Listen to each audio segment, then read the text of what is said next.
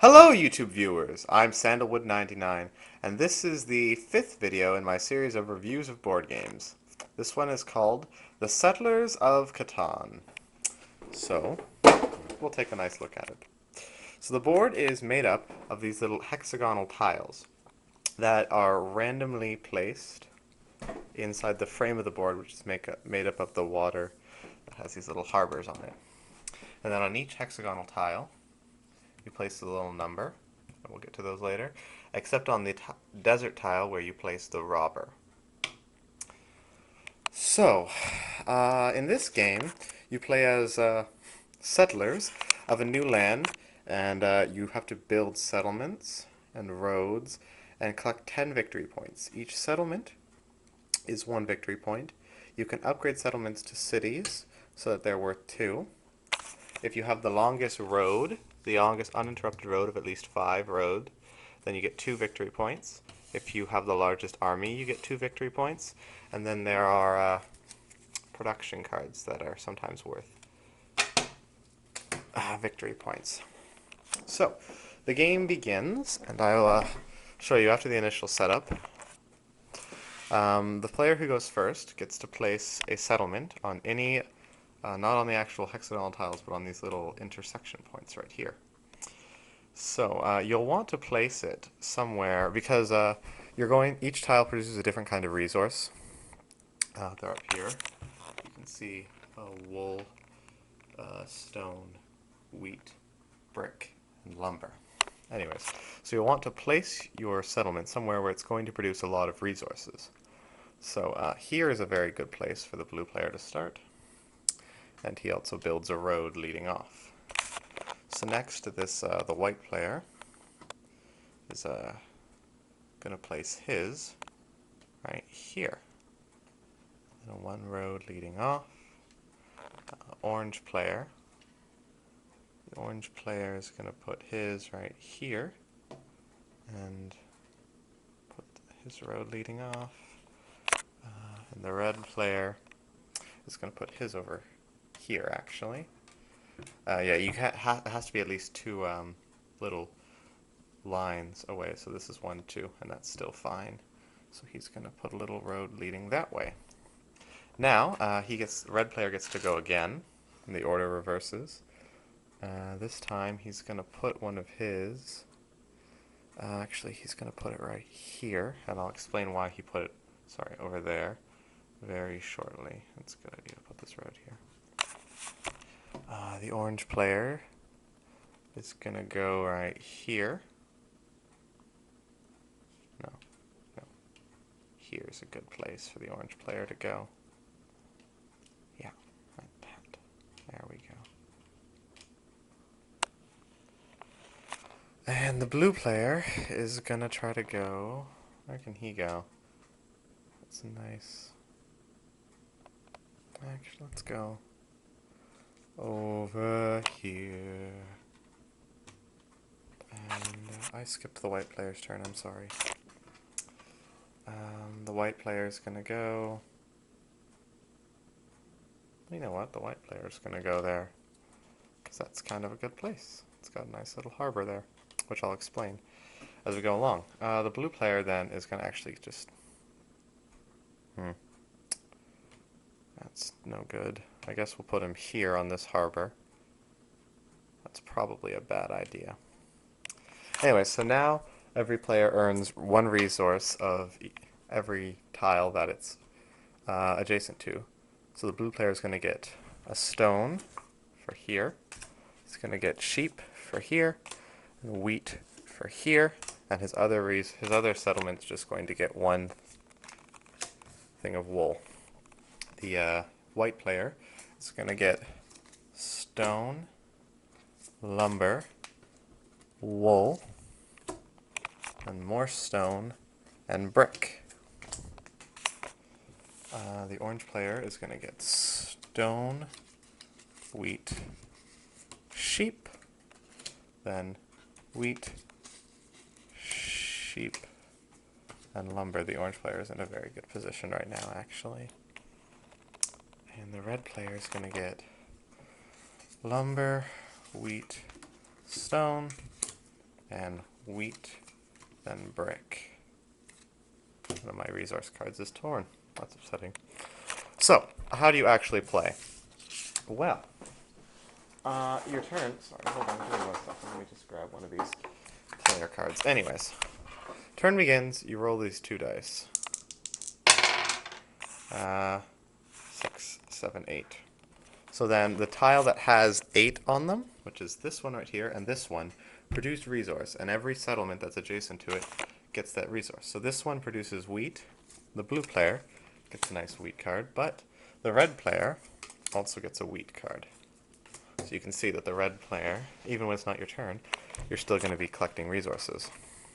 So now, look at the resource cards. Yeah, people can keep their cards as secret. They don't have to show everyone. Anyway, so the blue player is going to look down at his resource cards, and he's going to look at this and determine what he wants to build. The blue player is not in a very good position.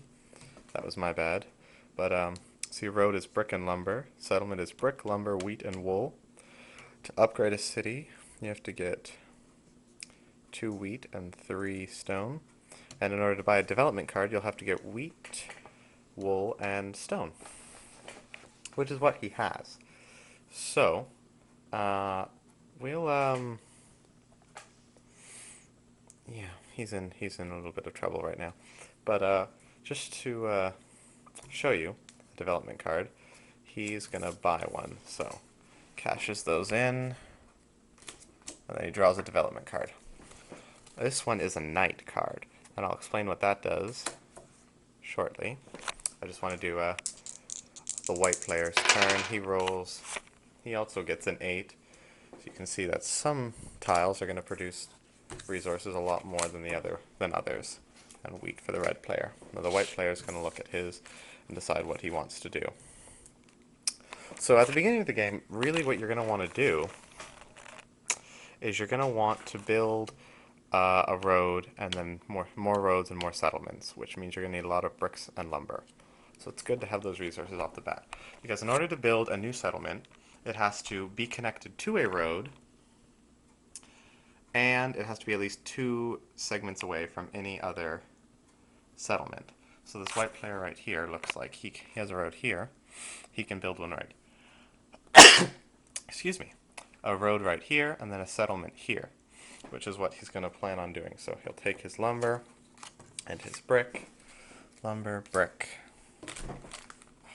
Pardon me for a second. I foolishly put the pieces back in their little Ziploc bag. And, okay, hold on. That was rather foolish of me.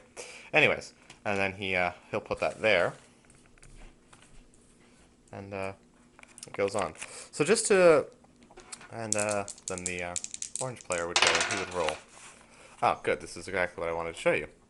If you roll a 7, you'll notice that there's no 7 numbers, so that no resources are produced. However, what happens is the robber is activated, and any player that has 8 or more resource cards, that player has 6, this player is 1, 2, 3, 4, 5, 6, 7. He's fine.